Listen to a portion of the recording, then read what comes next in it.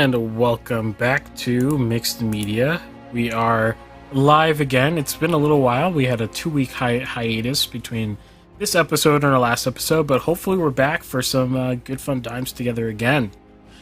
And if you're new around, Mixed Media is a weekly podcast, live podcast that happens at, well, time might be fluctuating. Usually it's 9:30 p.m. Eastern Time. We might be shifting over a little bit to a little earlier, which is right about now, 7:30 p.m. Eastern Time. If this time works best for you and you like this time, please let us know in the comments or join our Discord and let us know there. We may continue with this time if it works out for everyone. So who are we at Mixed Media? We do pretty much anything art related.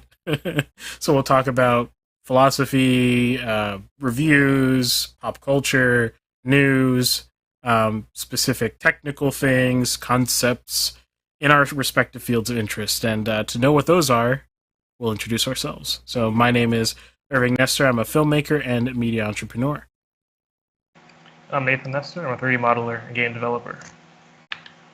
Yes, and we usually have a third with us, Ben Costello, who is at an event right now, so he couldn't make it to this week's episode, but I think he will be here for next week's episode, so we'll be whole again next week. Actually, a few other housekeeping things. Shout out to Nano9 Crime and Rob Schreimer for supporting us on Locals for $5 a month. Now, I'm reviving my personal YouTube channel. I'm going through a gigantic production process to put out my first video in a long while on my channel. I might be one of those channels that posts like really massive high production videos like once every like 3 weeks or something like that. I don't know, because I find that works better for me, and I actually like making those higher quality videos. But that being said, in that relaunch of my channel, I'm going to be doing a whole ton of stuff. Like, when I say going to be doing, I mean I've already made a whole ton of stuff. You know, I've already put together, I have some extra content that I've just things that are going to end up on the cutting room floor because my video can't be an hour long. Some extra content, some royalty free and entirely free stock footage that I'll be putting in places. And I'm going to be working with the guys, we haven't really talked about it enough, at Mixed Media to see how we can integrate some of that stuff into the way we do Mixed Media, and particularly our supporters. So if you want to get in now to the community for $5 a month, and honestly, you should probably wait until next week, because everything will probably go on sale to $3 a month, like we did last year. But if you want to wait until next week, and there'll be a holiday sale, probably from then until after New Year's. So it'll be from basically Thanksgiving to after New Year's. And if you join for $3 a month, you'll be getting in at a very low rate, and it doesn't change for you, right? So that's pretty cool. And there'll be free stock footage if you're a filmmaker, or you're a YouTuber, or for example, I was at Knoebels this weekend, or not this weekend, the weekend prior, which is a theme park, and I filmed a bunch of ride sort of stock footage stuff, some of which is not going to end up in my video, and you can use that royalty free. I won't claim it if you put it on YouTube and all that kind of stuff. Anyway, there's stuff coming down the pipe. And it's not just a pipe dream, it's like stuff I already have stuff put together for. So it's not, it's not hypothetical like it sometimes is when we announce things here.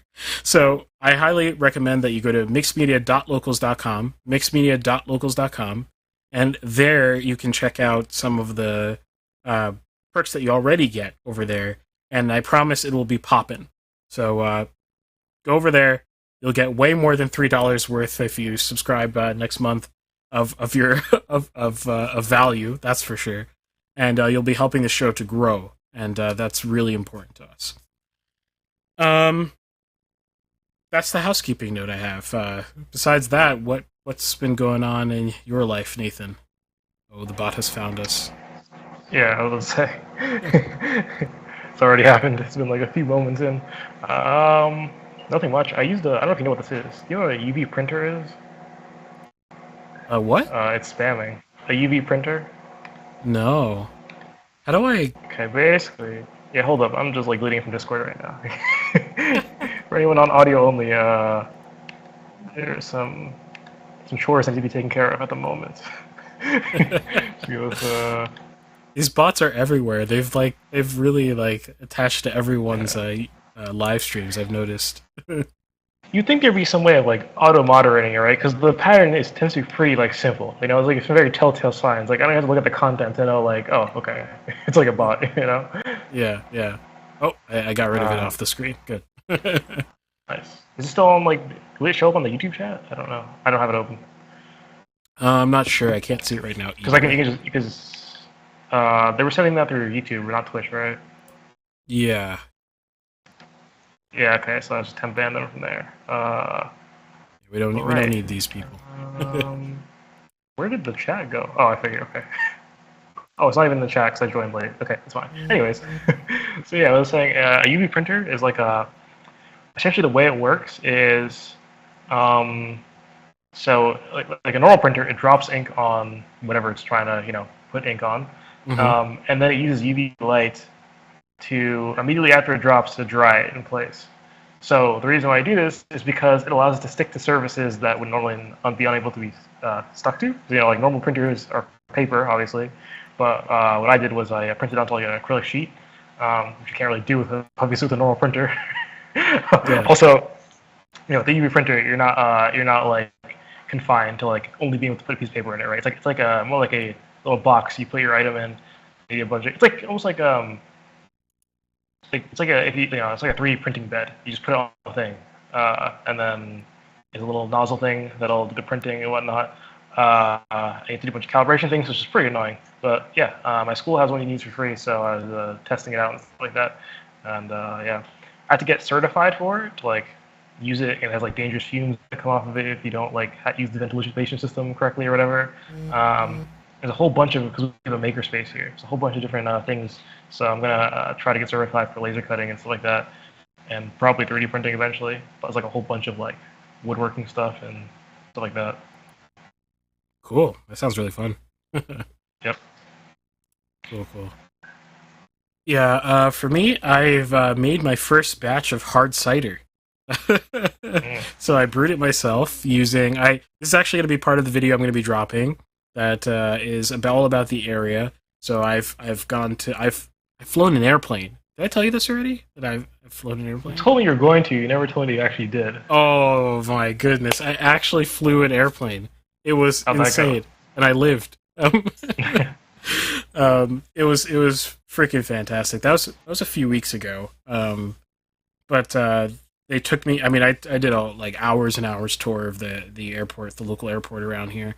But got into this tiny propeller craft.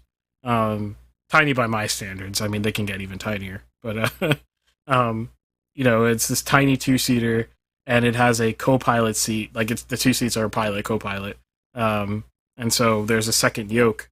Uh, and then, it was already surreal enough taking off in this tiny thing. You feel literally everything, every tiny shift in forces. Like, I'm like, feel like I'm going to come out of my seat. I'm like, this is insane. I probably would have been terrified if I wasn't so concentrated on filming the video, and like trying to do a good Oh, you YouTube filmed video. it. Yeah. So it'll Right. be in the YouTube video. Did Uh, the plane have like a what do you call those? Like I don't know what you call it. Yeah, like in like a plane's canopy or whatever. I don't, is that what you call it? I don't know. In the seat area, you have like some planes have like a glass thing on top of it, or just open. what do you mean? Like a giant windshield essentially. You know what I'm talking about? Oh, were you asking if it's open air or not? Yeah, yeah. It's not. It wasn't open air. It was a closed canopy. Okay. Your Yeah. camera could fit.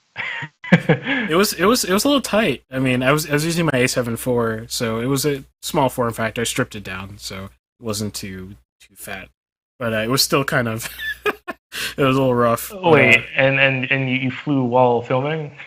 Yes. But I also had my 360 attached to my head, so there'll be a cool like POV of me flying and stuff like that. How'd you get it attached to your head? Oh, it looked hilarious. Just like I tape? can't spoil that. Okay. It makes me look like it made me look like a unicorn. It's disturbing, but it makes for good video. But yeah, no. Then he was just like, okay, so here's the time. Now that you're used to being up in the air, where I'm just gonna let go and you'll take over, and it'll be fine because I'll just do correct you if you do something bad. And I was just like, it was like, is there anything I need to know? Like any? He was just like, well, some like basic stuff from because he knew I was a sim pilot. And then he was like, some basic stuff, right? I was like, I mean, yeah, but like in a fake airplane, so. um, and then he was just like, yeah, so there's not really much else to say. Just turn left and go over there. And I was like, oh, so I have to actually like not only I thought I was gonna just keep it straight and level, but I actually have to go somewhere. And then it took over, and it's terrifying the amount of like destructive capabilities in your hand when you take over the yoke. But it was extraordinarily fun. It was extraordinarily fun. But can you feel it in your in? Does it have like feedback? Like, can you feel it in your hands, like a Oh car yeah. steering Mm-hmm. wheel? Yep. Is it mechanically connected like that? Like the same way a car is, which is why you can feel it. This particular aircraft is, yeah. So Okay. yeah, this It's like aircraft that for actually. like jet aircraft, like say like fighter aircraft that So go way it faster. depends on the one. The more modern you get, the less likely that they're actually mechanically linked like that. So they're more computer controlling. Um, that's a really Okay. complicated discussion. It's called fly by wire. um, I've heard of that. I never knew what it was though. yeah, but the cool thing was taking over the yoke and being able to just actually like do it really well. Like he actually was like he was shook. He was like, "You're actually like you would actually pass the test for making a turn, if you were taking your pilot's Ooh. exam today." And I was just like, "Oh wow, I didn't expect to be able to do that." But I mean, it's really simple. The concept was in my head. It was just like I'm in the sim.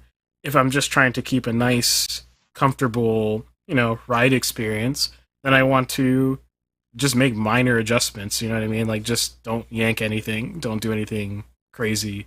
If I want to turn, just slowly bank myself and make it comfortable. And I can feel the wind too. It's crazy when you can. The wind can take over your flight path very easily in a small aircraft, and you'll just like a kite, like you'll just get shoved basically. Um, and I mean, you can it's feel that in commercial airlines, right? Yeah, you See like that can, but red like like in a bump small or airplane, whatever. it just like you can feel even like the eddies like of the air like going over your aircraft. You know what I mean? Like the little vibrations over your tail that's making your tail like yaw a little bit, and like you can feel the yawing happening, and you're like, oh gosh, this is terrifying. You mean like a sort of drift in a way? Yeah. Okay. Yeah. Because I remember from playing Simple Planes that if you went above a certain like height, to the point where the atmosphere was thin enough, and it didn't have to be that high really. The atmosphere was thin enough. I also don't know if that game has like accurate like atmospheric pressures at different at different heights. But yeah, you didn't have to go that high in the game. And what you find out is that like when you get high enough, you just start kind of drifting. It's kind of weird. Like Mm. you don't go straight anymore. Well, you go straight, but like I don't know how to explain it without just showing it. But like you just kind of yaw in like left and right, but you're not out of control. Like the plane will still go in the direction you want it to go. It just feels weird. It just looks weird too. I guess because there's less air resistance, and Yeah, I guess that's why. yeah, exactly. Yeah. But crazy. But also, like, made me intrigued. It was like one day I might get my pilot's license for like the lowest level, obviously, but some basic flying, and learn how to take off and land, which is definitely the worst part of of Mm. anything. And it'd be fun to just like take a joyride in an airplane on nice days only, no clouds. Weather kind of freaks me out. I mean, apparently it's not a big deal if you know what you're doing, is what I was told, but like I don't really want to deal with it. So, but Mm. like to like just like be free up there. There's like no rules. You know what I mean? It's not like there are lanes or like you have to worry about like if you want to take a joyride on the countryside roads. sometimes there's a car behind you, and then you can't enjoy it as much because you have to go at a normal pace now, um, as not to be rude. But when you're in the air, you just kind of leisurely stroll around, and there's just nothing there, and you just go wherever you want, and it really changes the way that you look at. It's different than satellite images. Something different about. I mean, obviously, there's a lot different, literally, about it, but um, like I don't know, almost like mentally, there's like a shift that happens, like where it's like I don't know, perspective changes a bit about the earth underneath you, which is very interesting. Um, I don't know about for planes, but I do know that I can't remember how bad it actually is, but for helicopters, they're like super, super expensive, like to maintain and stuff like that. Um, and like I remember, I don't remember what it was. It was like, I think I was watching a video about like hospitals and like their helicopter like systems, whatever, and how they like bleed money like crazy because oh, operating a helicopter is very, very expensive. I don't know if it's the same for mm, planes. Um, I I would figure planes would be worse because I feel like your plane is under more stress than a helicopter. I mean, the general no, body of a helicopter. No. no, helicopters maintenance is a nightmare in general. I don't know too much about helicopters, but I do know that they're much more of a maintenance nightmare than airplanes, just because the moving parts involved in a helicopter are way more complicated, and the stress on your motor is also way more. Just think about the rotor blades size difference versus like a propeller plane, because in a plane the lift is helping you, stay afloat, right? On the air, whereas in a helicopter, you're generating all the lift yourself via the motor. So, um, yeah, it's worse, but there's still maintenance, of course. I mean, I asked him about, the plane actually flew was built in the 1940s. So I was flying like an 80-year-old airplane. Oh, wow, Now, that's I kind of actually didn't sketchy. know that until I landed because it looked immaculate. Like it was Mm. like very well taken care of. I mean, the inside obviously you look at the instruments and dials and stuff, and they look pretty old. But like I wouldn't have guessed 1940s. I was guessing like the 80s or something like that. And Do you know like the model of planes? We can like see what it looks. oh man, no, I don't remember. I should have. It'll be in my video. You'll be able to see it in the video. It was a pretty little plane, and he told me that they don't build them like that anymore. It's very hard to make a plane last like 80 years like that anymore. Um, so yeah, but it was surprisingly just there was nothing complicated about flying. I'm sure takeoff and landing are complicated, but pilot made it look super easy. It was super relaxed, and he's younger. The pilot I was with was younger than me. He was I want to say 24. Shout out to Simon, by the way. Shout out to Schuylkill County Airport. Period. You guys are amazing. Just let me there for free and just showed me everything. And I hope to be with you guys all the time because as a hobbyist, that was amazing. So, but yeah, that's a big plug for the YouTube video, basically. And this week I had made hard cider for it as part of the. It's a fall themed video. It'll probably end up being very long, maybe 35-minute video. We'll see if I can really nail long form content like that for YouTube. That's really long, obviously. Um, I'm gonna try to trim it down as much as possible, of course. If I can get it to 25, then I will get it to 25. But it might end up being something a little bit longer, and I might be just one of those channels that posts a little bit longer videos, a little less frequently, but are super high quality. Because I'm really proud of what I've shot so far, and it's looking good. So if you want to check out my channel, you can go to ariella.co/YouTube. Or on YouTube, just search up my company, Ariella, Auriela, and it should come up. Or you can go to, incidentally, randomly, you could go to ariellaproductions.com, and that'll just forward you to the YouTube channel. Yeah, and I don't think anything else of terrible interest happened to me this week. Busy with just completely unrelated things, but besides that, yeah. How about Nice. news? News. Yeah, kind of big news, I guess. Oh, well, I guess it's two things. Now, our last podcast was we skipped two, correct? Say again? We skipped two podcasts, right? Yeah. Yeah. So I guess 3 weeks ago, I said there was news about Persona. Wait, was it Bayonetta? I can't remember which game. Do you remember which game I was talking about where the actress was underpaid, was being underpaid supposedly? Oh, wasn't it Persona? All right, let's find this I don't out. remember. I think it's. I'm pretty sure it's Persona. I don't think there's like a Bayonetta coming out like anytime soon. I'm not getting the games confused. That's definitely possible. Persona voice actress. Okay, I think it's. I think it might be Bayonetta. Oh, okay. I don't. Yes, it is Bayonetta. Okay, I got those games confused. Um, So yeah, if you so I have there's some follow-up news that happened like 2 weeks ago, but I want to follow up on it because I mentioned the beginning part of it. So if you weren't here for that episode, I said that the Bayonetta actress, the original one, Helena Taylor, said that she was being underpaid for her work. I don't remember what the exact payment was, but it's like really low compared to what like she should have been given compared to like the market standard for voice actresses of her caliber. And doing as many lines as she would do because she'd be the main character Bayonetta. And so she denied the role for the or turned down the role for the upcoming Bayonetta. Actually, I think it came out already. Bayonetta game, the most recent one. It was replaced by a new voice actress. It turns out that it was found out that Helena Taylor wasn't quite telling the whole truth here. So Oh wow.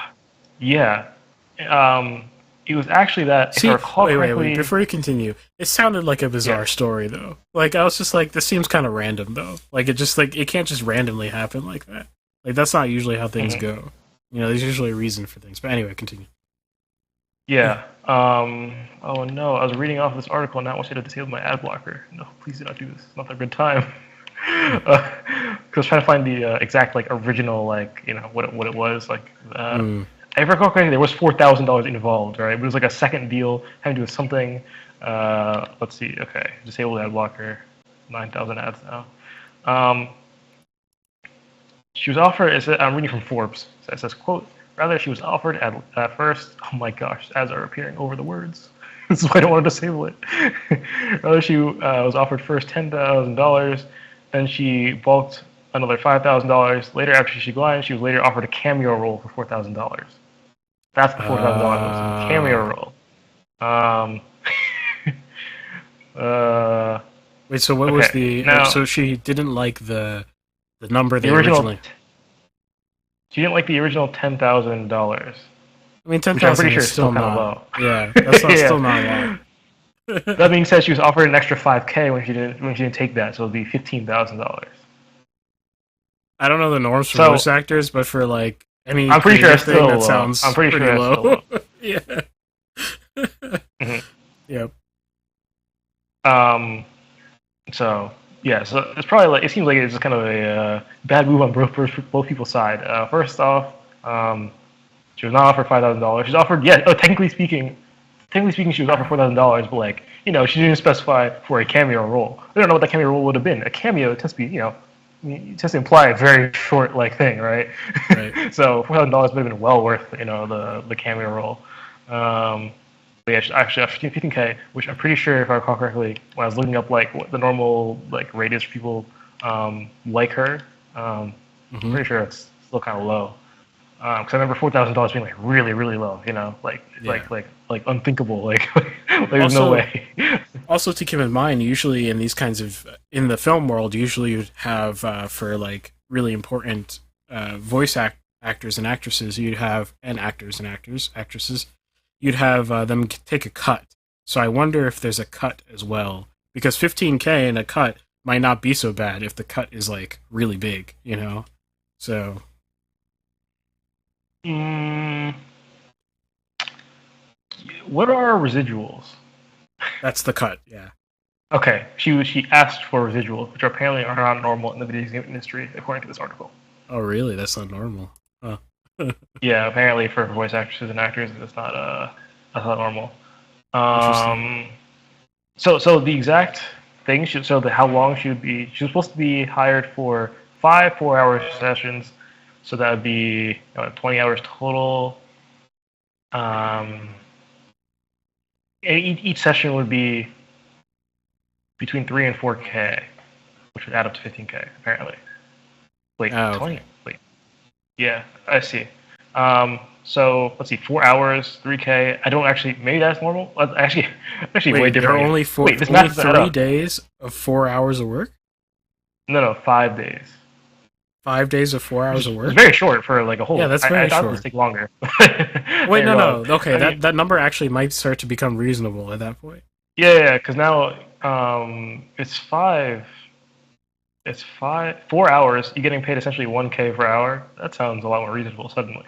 Yeah, no, that's no. I'm thinking because in film, right? Like it's 12-hour days, and like I'm thinking that obviously they're not going to be working as many days, but I'm thinking way more than 5 days. I'm thinking at least 10 days, like 15 days, something like that. But 15K for 5 days, that's not the worst. For 4 hours a day, those are like that's pretty nice.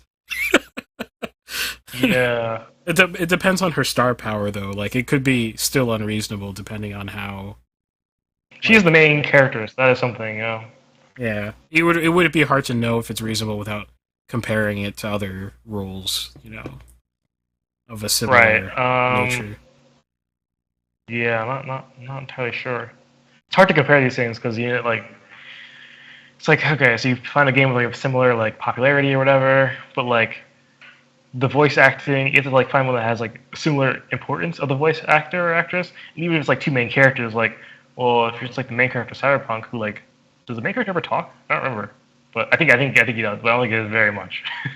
So yeah, it's very different than probably Bayonetta, where maybe she talks a lot more. Or like for example, like main character GTA talks a decent amount, or the three of them, right? Talk, decent amount. I consider their pay to be perhaps a bit more. It's pretty important that their voices in the game, you know. Um, so Yeah. yeah, that's the one piece of news. And the second one that's more relevant towards now is today actually. The Video Game Awards announced their nominees. There are 31 categories, so obviously not going to name them all.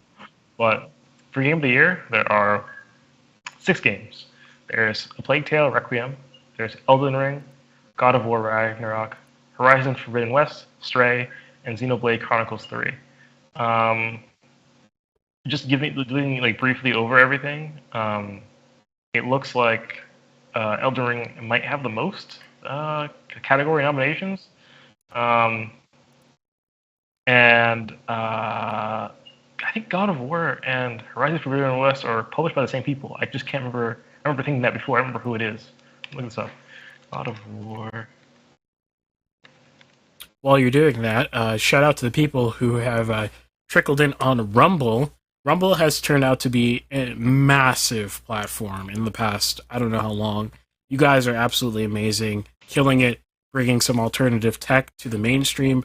I'm almost calling Rumble mainstream at this point, just for the mere fact that people, content creators who are normal content creators, like they're not, they weren't banned on another platform. They just are hedging their, bets by being on Rumble or something like that. They're starting to get more views than they did on the original platform. Um, Meaning more views than on YouTube, more live watchers than they get on YouTube. I've witnessed this growth in the past month. That's insane. So shout out to you guys on Rumble. If you're listening right now on Rumble, I want you to give me that +1 at the bottom, that +1 Rumble. If you enjoy content like this, bringing some variety to the platform, it really, really helps because Rumble is a pure meritocracy. +1 Rumble means the same +1 Rumble as every other content creator. So you'd shoot me up the ranks just like anyone else's +1, and I'd really appreciate it if you did that because yeah, it'd be great to reach more people on Rumble. Sometimes we get like randomly large audiences on there, like 15 people just watching on Rumble, and sometimes it's not so much. But either way, if you enjoy the content, hit the plus button. It really helps. Okay, that's my grifting for a moment. Nice. um, yeah. Okay. So, what was it looking? Oh, yeah, yeah. There's the pause looking up the publisher. I forgot I wasn't even gonna say it. Yeah, it's a Sony. That's the publisher for both of those. Um, and yeah, I mean, I'm kind of out of the loop this year, so I don't really know what goes on like half these games, but I know what they are. But I think the only one I'm kind of unfamiliar with is A Plague Tale. I feel like I've seen probably a little bit of it. The rest of them I'm fairly familiar with, but yeah, I'm not sure which one's gonna win. Just by pure like category nominations, Elden Ring looks like a favorite here. So yeah. Cool, cool. Yeah. Sweet. Um, Actually, I'll start with a Rumble related thing. Something I noticed last week. But you know the lo-fi hip hop girl on YouTube that YouTube constantly recommends to you, even if you don't listen to it. Yeah. It's now on Rumble. Oh, okay. Is it the same person? It's the same account, and apparently they got some copyright issues over something BS over on YouTube. Something they did have the rights over, and YouTube like literally deleted their channel for like a whole day. Oh. And you know, I'm sure for a channel like that, that's probably thousands of dollars in one day, just in just super chats, right? Actually, I don't know. Oh, super chats. I was about to say I don't know how you make money from live streams, but I remember that super chats exist. Yeah. And so they are now on Rumble. So welcome to Rumble, Lo-Fi Hip Hop Girl. Um, that's what the channel's called. I don't know if you are a girl or not, but there you go. The second thing is a huge story that I might do a whole Mixed Me episode about. But have you heard of the FTX thing that's been going on, Nathan? Yeah, I don't really know much about it. I mean, Oh, it went bankrupt, right? That's what happened. oh, it's way more than that. Okay. That the FTX story is going to tie nicely into whenever we get around to doing an NFT roundtable. It'll be good because it's crypto, it's related, and it also is related to a bunch of ethical and interesting topics. If you don't know what happened to FTX, it is one of the most underrated stories right now. It is so important. It actually affects the globe. When I say the globe, I don't mean the markets of the globe. I mean like politics and geopolitics. I mean like war. I mean FTX is kind of an interesting story. It involves all your favorite cast members basically. Um, Go look into it. It's all being publicly revealed by pretty much internet people. Were the first people to notice the strangeness behind FTX by looking at their public ledger of their own wallet. A bunch of idiots using their own wallet to do a bunch of corruption. I mean, they probably thought they could hide those transactions amongst the probably many transactions happening on the wallet. But basically, there's a lot of money laundering happening through FTX, and I hope I'm not using a word that YouTube hates. What? FTX. The name of it? Yeah. Well, it's too late now. So. Meaning because it's such a scam. Like I don't know if like. Well, anyway, I do not Were they endorse like FTX. in the Obviously. wrong or something? Like what? So they were scam people, or some people were using scams on. Oh, they it or scammed something? everyone. They scammed. They were people using them for scams, and they scammed everyone. Okay. It was one big Ponzi scheme. It was one of the biggest Ponzi schemes in a long while, frankly. And the only reason people thought that there was legitimacy to it is because they paid off people to represent them, like Kevin O'Leary. I think he's a cool dude, but he got himself involved in some nonsense here. Was it one of those things? Where, I'm pretty sure you can pay Kevin O'Leary to say anything, right? Yeah, I don't know. Is it one of those things? it was pretty much one of those Okay. things. Yeah. I don't know why he does this because he's literally throwing his credibility at like things he has no idea what they are, right? Yeah. I don't know. I don't know if he does like a vetting process. If he does, then it's his fault. In this right? case, I think he should have known better. I think he should have known better straight up. I think anyone should have known better.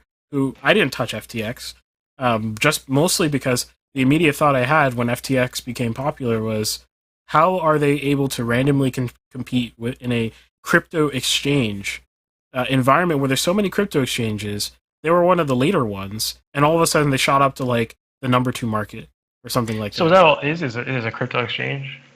Yes, yeah, it's a crypto exchange, and So they're essentially, often, like you can just does this mean essentially you just trade one coin for another one? Right, and but they allowed you to do a whole bunch of stuff like banking related stuff, like so you could invest your crypto into high interest uh, products. I don't think they're even technically accounts, um, but oh my goodness, the bot won't stop.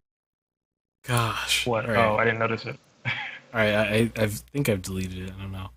Okay, Let's see. but anyway, FTX as an exchange was offering a whole bunch of benefits. One of which was um, high interest products. So basically, what you would do is you would stake your Bitcoin for 7%, which was unheard of and should have been alarming to a lot of smart people who didn't find that alarming. I, for example, if I went to Gemini and did the same thing, it would be around 3%, right, in Bitcoin. Are you okay? Mhm. Yeah, I'm okay. No, there's something happening in the background. Yeah, don't worry about it. It's fine. Okay. um, so yeah, that's what FTX was. What it ended up doing was stealing $1 billion from people total. Literally, the CEO fled to the Bahamas. Unclear if he's in The Argentina. Bahamas? Is that Yeah, yes, is that like a place where you can stay? I don't think that's like safe, right? yeah. It's unclear whether or not he got detained at the got gooned at the Bahamas, or if he was able to take a connecting flight to Argentina, as a final destination. Uh, Unclear where he's at right now. He stole $1 billion and left with it, allegedly, but not really allegedly, but allegedly. Um, Right. and yeah, it's crazy. It's killed people. There's potentially human trafficking involved. Anyway, I might do a whole episode on what happened with FTX because it's related to cryptos and other stuff. It is related to NFTs conceptually, ethically, and other stuff. And it raises a lot of good questions about where the crypto space is going. But one thing I want everyone to keep in mind first is that what happened with FTX is FTX and all the other people involved's fault.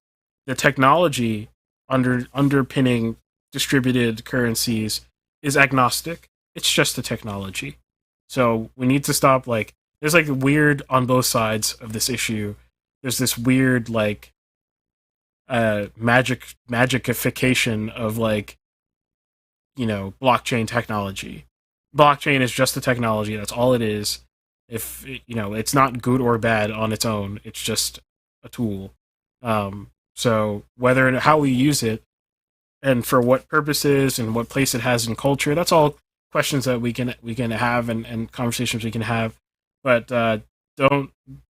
don't blame the blockchain somehow for allowing this to happen when this is literally just someone doing fraud that was already illegal.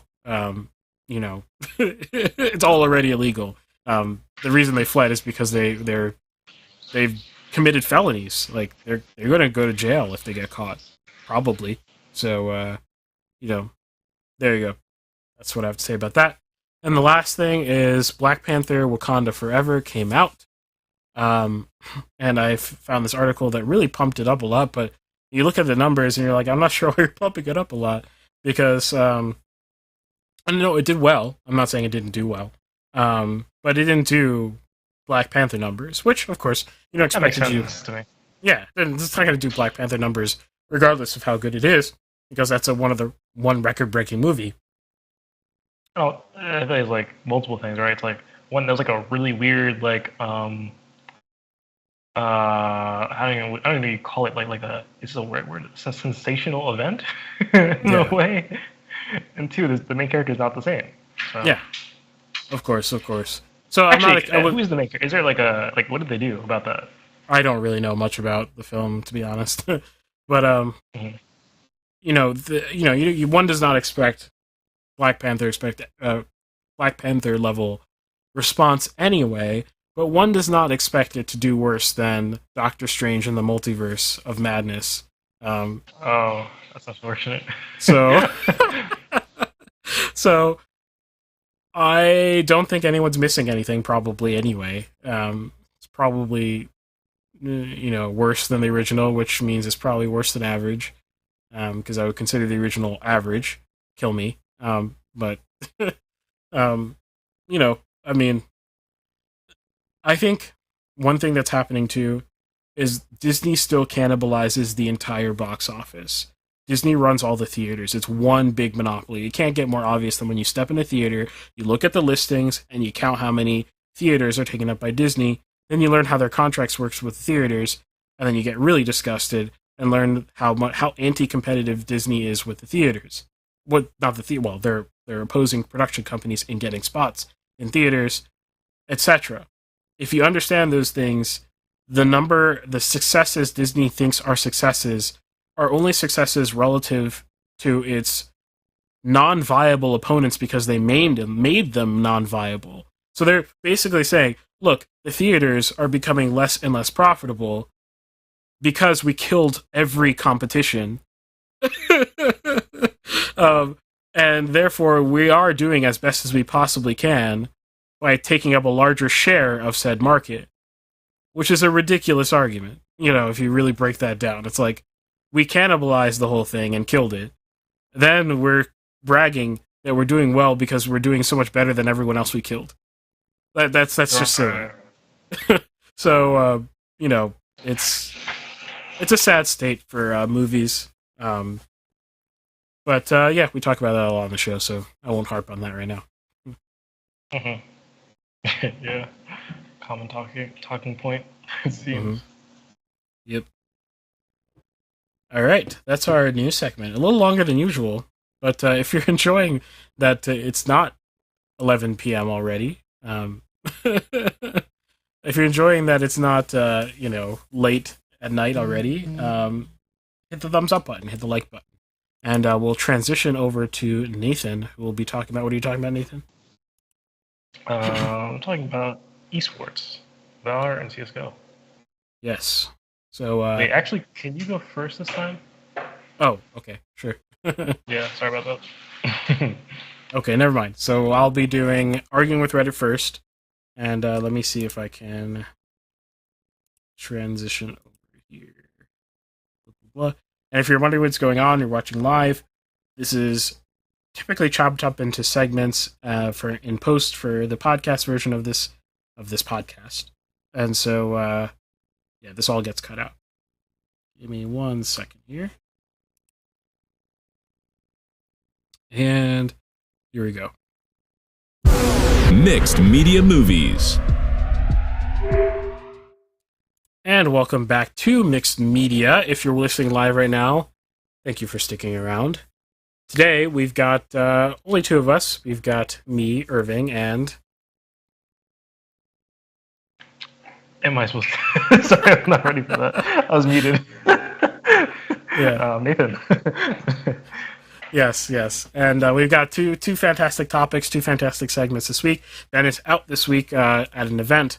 And so first, we're going to be doing Arguing with Reddit. So I'm going to cue that up, and we'll get started. In the meantime, Arguing with Reddit is a segment where I react to hot takes, basically from around the net, but mostly from Reddit usually.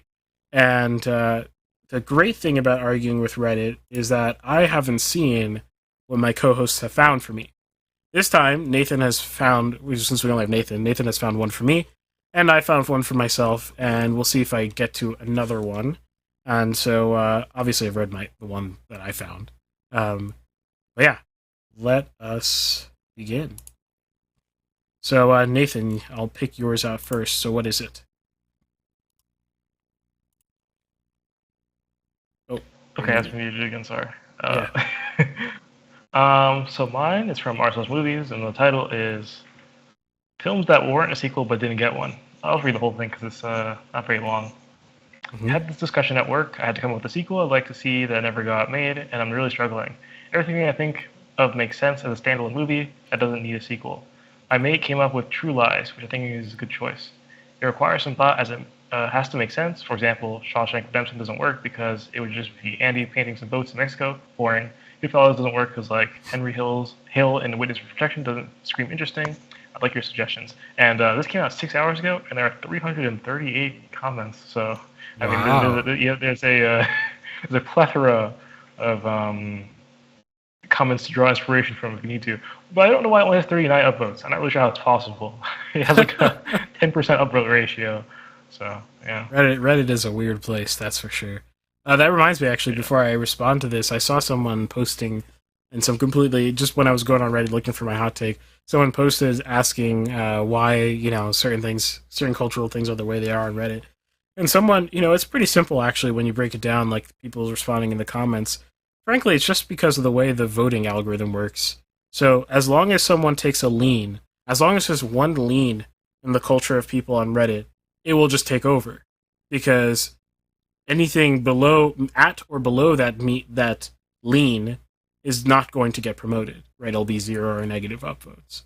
So even if there's a slight upward lean, on an idea or on someone's opinion, it gets yeeted way higher to the top relative to those who have mixed opinions on things. That's kind of unfortunate, but I think it speaks to it speaks to a lot of things. I'm not going to bore you with them, but things could be improved about such a system. Anyway, interesting because YouTube also has like a like and dislike thing, but it's like almost like 99.999% of the time the likes are going to always outweigh the dislikes. Yes.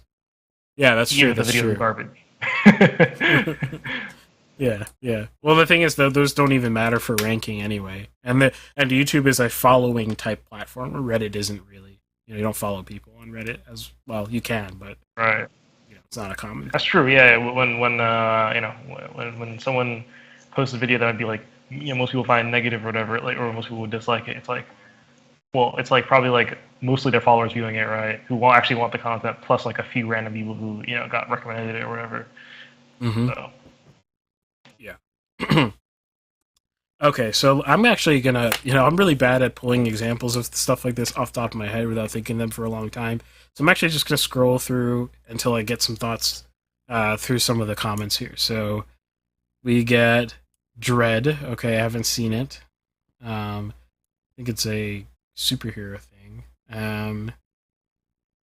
Kiss Kiss Bang Bang. Okay, I know what that is, but I haven't seen it. Galaxy Quest, have not seen it. Wow, this is gonna hurt. Master and Commander. Master and Commander. Am I thinking of the right film? Master and Commander. Commander. I am thinking of the right film. I don't know when I saw this movie, but it was a long time ago, so I don't even remember much that was in it. But it's the Russell Crowe movie, taking place on a ship. I can't remember anything about the plot, but I think that kind of makes sense just off of genre, why that could have a sequel. Big Trouble in Little China, have not seen. The Nice Guys, I have seen. I want to see these characters on another case. Yes, totally agree with that. Nice Guys 2 could definitely exist, and it would not be offensive. Probably. They did a good job at it. Nice Guys is a buddy cop movie, and it's pretty funny. It's not. I don't think it's as funny as. I'm not that. It's hard to make me laugh reliably. So when I say it's not that funny to me, it's not a judgment on the thing, because I recognize that I just don't laugh as much or like have as much. You have to really get me going. Like it has. Like I have to be dying in order to be impressed. But Nice Guys was really beautifully shot. I remember that for sure, and well acted for sure. So I could see that. District 9, okay, that the ending of District 9, if I recall, implies a sequel, or that there should be a continuation for the story. It says 2 years they promised. Lol. So I guess there was supposed to be a sequel. Who knows what happened to that? Johnny 5, not seen it. The Man from U.N.C.L.E., I've heard of it, not seen it. Midnight Run, this is gonna hurt. Okay, let me think though. Some movies that deserve a sequel. I would like to see Christopher Nolan do an older Batman. I think that'd be super cool. That's not really a sequel. It's not like I want the continuation of like Yeah, You know, it's just like a different movie. yeah, exactly. But Well, it you could be know, like a prequel, right? If it's in the same universe. But that being said, it's like it's very like if he's being old Batman, like that's a very different Batman potentially. You know what I'm saying? If you mean like like old is in the type of Batman is old. You know what I'm saying? yeah, yeah. Um, yeah. Let's see if I can think of anything else. Um, let's see. Probably some Tarantino movies could have sequels, but I don't know if that would probably. I don't know if that would take away from their specialness. Um, like I'm thinking. What am I thinking specifically? I'm thinking of Django Unchained. I would love to see those characters again. Uh, I love that movie a lot. That's a funny movie. Um, that could definitely be one. But I'm struggling to think off the top of my tongue. I'm sorry to be such a loser with remembering these things. Goodfellas doesn't work because like Henry Hill in Witness Protection doesn't scream interesting. Well, yeah, but like you can write him out of. Wait, no. In Witness Protection doesn't scream interesting. Are you kidding? I read that as in jail, and I was like, wait, he doesn't end up in jail. Yes, Witness Protection. That could totally be interesting. Obviously, you've taken on a new life, a new character, but maybe the mafia keeps trying to hunt you down. Maybe that's the premise. That could be completely interesting. Um, let's see. The A Team I've heard of. um, Girl with a Dragon Tattoo is supposed to get a sequel. It's supposed to be a whole trilogy. Oh, this person says that. Pretty sure there was a whole trilogy of movies for that one. They were Swedish. Oh, okay. So there were other films that were made. But the David Fincher Girl with a Dragon Tattoo was supposed to get sequels, but it did not because a bunch of complicated studio reasons. It may still. It's not Mm. impossible. But it's been a while. So Yeah. Did that come? How long ago did that come out? oh, when I was in college, like Mm. maybe a sophomore in college, so a while ago. Um, Dragon Tattoo. Should always have my letterbox. So 2011. So yeah, it's been over 10 years. So um, wait, was I in college? Wait, when did I go to college? No, I think this is uh, the senior year of high school. So yeah. Let's see if I can. Since we have a little bit of time to see if I can pull up my letterboxd. the Um, movie came out in 2011. yeah. 2.5 hour Sorry. film. 2 hour and 42 minutes actually. Yes, very long, very long. Okay, let's look at my profile.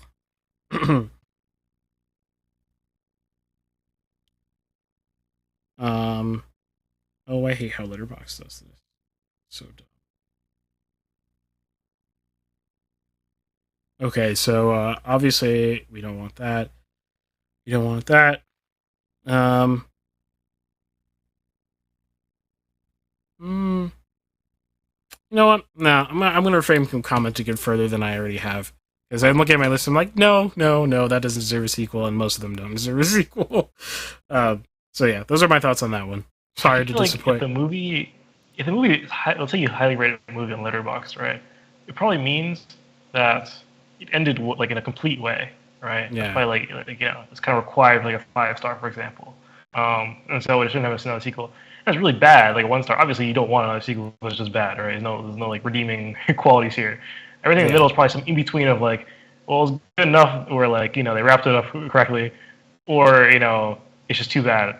So like, that's why most movies just you don't want a sequel for anything. you know. yeah, yeah, yeah. I mean that's one of the aspects.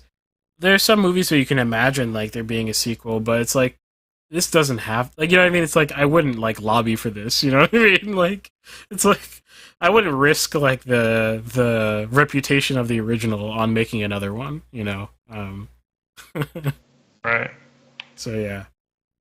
This kind of ties in. So this one here, I think I know what this is about, but I'm not exactly sure because I'm a little unplugged from recent, production news. But this says this is from r slash movies circle jerk. There's 228 upvotes, and it says musicals should not be forced into superhero movies and aren't for DC fans. And quotations aren't for DC What does fans. this mean? And Musicals should not be forced. The superhero musicals? It's a positive yes, thing. so no, so I believe the new Joker movie, Joker Harley Quinn movie, might be a musical. And let me just look that up before I embarrass myself. I didn't even know there was a new movie, to be quite honest. Yes, so Joker 2 is rumored to be a musical with Lady Gaga as Harley Quinn. So I guessed that correctly. Mm. And it is a direct sequel, and this is why it kind of relates. It is a direct sequel to Joker, which to me, and I know this will, Whoa, that is yeah, very interesting. very, very Okay. interesting. That is something. Joker to me is a 5-star film. Literally on Letterboxd they gave it a 5 out of 5, and so this is a continuation. I mean, would if you asked me, should that movie get a sequel? I'd probably have told you no. Like, and I probably would have been pretty strongly, willed about that and been like, that's probably a bad idea. It ends in such a way that it makes sense that it should be the only movie. Honestly, like, makes the ending of the last movie weird if this movie builds on top of it, but I got the feeling slowly over time that they might not build on top of it exactly, which Do you think Joaquin Phoenix would be in it? yeah, he is going to be in it. Can he sing? I don't know. But in any case, I think this little Reddit post, or I think the poster doesn't necessarily believe this because he's reposting a screenshot. So the screenshot says, musicals should not be forced into superhero movies. If I really had to listen to Joker and Harley Quinn sing their way throughout a movie, I'll almost likely walk out of the theater. Musicals aren't for you, so that's fine, says someone in response, but it is a creative way of telling a dark story about Harley and Joker. I'm not too hype on musicals, but I'll still see it. And the last one says, musicals aren't for DC fans. I don't know why you think people would like this. This is, I think it makes no sense to have this critique. Like, just, like, opinions aside, genre aside, your personal feelings aside, Joker is not a traditional superhero movie, period. Like it doesn't, like, it's not in the genre of superhero movie. There's not even a superhero in it. Like, think about that real quick. Like, it's not even in the DC Extended Universe. There's no connection between Joker, other than it being an origin story of sorts. There's not anything even super happening in it. Ever. There's no chemical bath, that causes Joker's face to go white. Right? This is a purely naturalistic origin story of Joker. It is very dark, and it's a character drama. It's a character piece. It has no, like, relationship, to, like in any language other than playing on already known tropes of who the Joker is, right? There's no other connection to superhero language. And that's not me saying that superhero language is bad or good. I'm just saying the original movie does not exist in the confines of a box you would typically fit with DC fans anyway. At all. So it's weird to say, well, it can't be a musical. Well, I mean, it'll be like me saying, I don't want to watch a superhero movie that's a character drama. Because none of them are, practically. So, I think the critique is weird off the bat. But to dive a little bit deeper into it, my fear, and this kind of goes on the last one, my fear going into Joker 2 was that they would actually try to build a universe out of the Joker series, a separate but, its own little contained universe out of it, which would completely destroy the concept of the first film. Like they saw the money with the success of the first film and the cultural impact, and they were just gonna like cash cow it for 2 and 3 and 4 and 5 and whoever, right? Um, However, seeing that they're doing something as wild as a musical, oh, I am back. I am back to listening again because that is so off left field. Like it's so bizarre, it's so weird, but it's just as bizarre as the original concept. Like not just as bizarre, it is more bizarre, but like it's wild. And that gives me hope that maybe the intent behind it from the people who are making it is still faithful to their artistry, right? They're saying, screw what people expect us to do. We're going to do this because we think the story will be told the best this way. And guess what? If you can't think of the Joker and Harley Quinn as a musical, you're not imagining hard enough. That sounds pretty fire, actually, to me. That sounds terrifying in like all the right ways. You know what I mean? It's like it's a flip on the love story. I'm almost certainly that's what's going to happen here is we're going to get the inverse of a traditional love story, the descent into not love but mutual enslavement of some sort. Like practically the opposite of love, right? Which would be super interesting as a theme and would not violate the original if we stayed confined in that little fairy tale space of being in the mind of crazy people. And I'm interested. It might still be terrible. It might be really cringe. But the fact that they're risking the really cringe makes me think, okay, maybe there's a chance, that this is actually worthy of a sequel, and they might have some interesting ideas that might reignite the conversation. These movies shouldn't have done well. Joker shouldn't have done well. The media hated Joker. I have no idea why to this day. Like people were saying it was going to cause people to shoot up places and stuff. None of that happened, of course. But like, I was like, out of all the movies where there's violence and evilness in the movies, like this one is just like it's not even particularly, from that perspective. It's like, I mean, have you not seen other Joker representations in the comics and anywhere else in the video and anywhere? It's not. He's not a good dude. And you don't come out of the theater being like, wow, he's a really good dude, I should be like him. That's not the point of the movie. So people just freaking out like for no reason. So we'll see. And I liked the rebellion that happened with the audience last time. They said, absolutely not. I will not tell Rotten Tomatoes to tell me that this movie was terrible when it was one of the best movies I saw that year. Right? And that's what it was for me too. One of the best movies I saw that year. And so this should be interesting. Now let's see what the comments are. Before we get to that, so I did look it up, and Joaquin Phoenix can sing apparently because he was in a movie called Walk the Line, which is a biographical movie about Johnny Cash. And he plays Johnny Cash, I believe, and he sang all the songs himself, and he learned to play the guitar.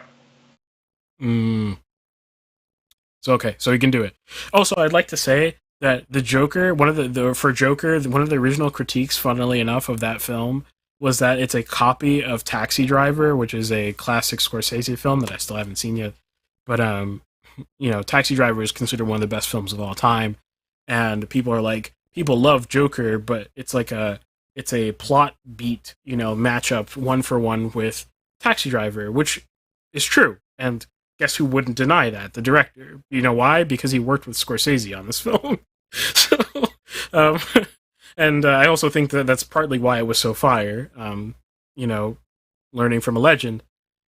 And it's funny because if Taxi Driver is anything like Joker, then people should be hating on Taxi Driver for the same reasons. In terms of like, oh, you're causing people to, you're raising up the incels or something like that. I don't know, something weird. Where no one actually watched the movie and understood its point whatsoever. But in any case,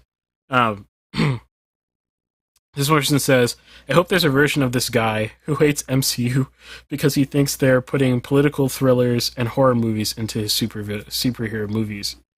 Well, you see, the thing is, the thing is, if I imagine the same conversation in the MCU for a completely different property, because Joker's not even it's not even in the DCEU, as far as I understand, right? So it's not even part of a wider universe. The conversation's immediately more interesting than the MCU doing a political thriller or a horror movie, which is much more likely to become just a surface level version of that plastered on top of the same thing they do over and over again. And I can imagine why that would annoy someone much easier than someone complaining that a movie that's not already out of drama or out of genre being out of genre in a different way next time. If that makes sense. Right. Musicals aren't for DC fans. Sounds like someone hasn't seen Batman Brave and Bold episode Mayhem of the Music Master. I don't know what that refers to, but I'm sure it's very specific. Yeah. Okay. Well, honestly, I'm way more hyped for this movie than the first one. I tend to love sequels to movies that end up being totally off the wall from a different and from a different genre. I can imagine DCEU fans hating it because it'll probably be less edgy and have more of the good goofiness that they hate so much, but which frankly should really always be part of the Joker. Also, everyone I know says they hate musicals, but then they'll often be able to list a bunch of exceptions to the rule. And it's like, well, maybe you don't hate them. So I mostly agree with you, especially the last sentiment there. I don't gravitate particularly to musicals, but there are some amazing musicals that I've watched, and probably means there are amazing musicals that I haven't watched and I probably should watch. Can anyone hate on Sound of Music? Seriously, like you can't say that's a bad movie.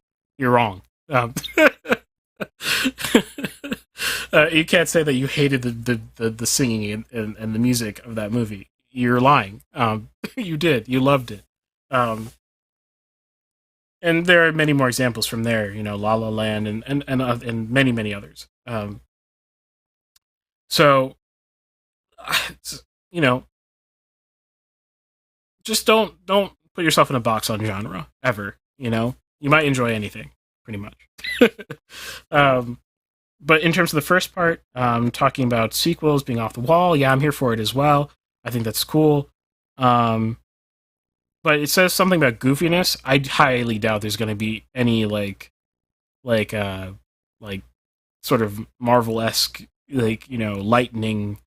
I think it'll be very grim of a, of a musical. If I'm imagining, if you transfer it's the same director, it's a similar cast, a similar team in general. So if you just transfer the style over to a sequel, but make it a musical, that sounds extremely dark and grim. Not one with goofiness at all. So I'd be actually surprised if there's a single moment of goofiness. It's probably a depressing slogfest, but one that you might enjoy in the weird way that works out for movies. Yeah, that's pretty much it. Any thoughts, anything? No, not really. It's kind of, it is bizarre, as you said. But I didn't watch the first one, so I mean, it's for me, it's sort of like, I don't know how to explain it. It's like it can't even be weird for me because I haven't watched the first one. So it's like the second one, it doesn't have, like, in my mind, doesn't really have a relation to the first one because, like, I can't, like, be like, oh, what a musical makes sense for this. Like, I don't know. I really haven't seen it, you know. Yeah. Yeah, but it has got me going through this rabbit hole of, like, I was looking up stuff about Joaquin Phoenix, and then I found out he was in the Hotel Rwanda, which is like, oh yeah, I didn't realize that was him, right? And then I unfortunately got to Don Cheadle's Wikipedia, and they did him dirty on his picture, bro. Like, it is him looking like he's, like, I don't know, in pain for some reason. I don't know what he's doing. But yeah, Don Cheadle's the main character in Hotel Rwanda, and, like, you gotta look at his Wikipedia. It's like, I don't know why it's his image. Oh boy, oh my. I have to show them. This is ridiculous. Oh my gosh. I don't know who picks, like there's gonna be some standard on like Wikipedia pictures, right? Like, and why is this, like, I don't know. Guys, look at very strange. Hold on, let me switch it. I didn't jump correctly. Look at Look at how dirty they did this man with this horrible picture. That's So the character just Cheadle in 2011, no context. That's for why he's in pain. oh Oh man. man. Uh, anyway, Oh, apparently he just got married. That's nice. Or 2 years ago, but yeah. nice, nice. Oh man. Okay, well that's arguing with Reddit this week. If you want to submit your own hot takes, head right over to our Discord. The link is in the description. It's a great place. There's a great bot in there that you can go play with if you want. I won't spoil the details of that bot, and there might be some cool things happening with that in the future. That's a might more than the other stuff I talked about earlier. The show, but also shout out to 99 Crime and Rob Sharma, who support us for $5 a month on Locals. You can join them at mixedmedia.locals.com, and any link you could possibly want is on mixedmediapodcast.com, which takes you straight to the sources. And with that, thank you for joining us for Arguing with Reddit, and we'll go over to Nathan's topic. Before we do, you probably have to cut this out because it's not really like I should have said this like way earlier. When we talking about our weeks, I forgot to say one thing. I started playing Half-Life, the first one.